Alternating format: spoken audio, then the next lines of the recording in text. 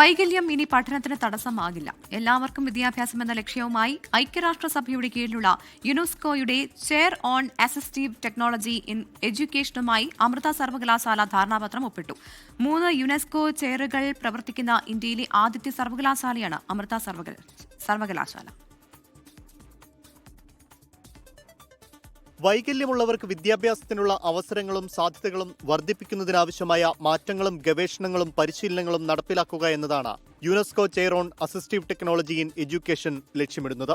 ഇതിന്റെ ഭാഗമായി അമൃത വിശ്വവിദ്യാപീഠം അമൃതപുരി ക്യാമ്പസിൽ UNESCO chair on assistive technology പ്രവർത്തനം ആരംഭിച്ചു.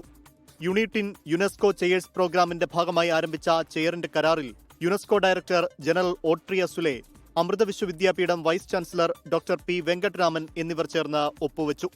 ആർട്ടിഫിഷ്യൽ ഇന്റലിജൻസ് അടിസ്ഥാനമാക്കിയ ചാറ്റ് ബോട്ടുകൾ, ഇന്ത്യൻ സൈൻ ലാംഗ്വേജ്, വീഡിയോ തിരിച്ചറിയൽ സംവിധാനങ്ങൾ, ഓഡിയോ വിവരണ ഉപകരണങ്ങൾ എന്നിവ വികസിപ്പിക്കുന്ന പ്രവർത്തനങ്ങൾക്കാണ് ചെയർ പ്രാമുഖ്യം നൽകുന്നത്.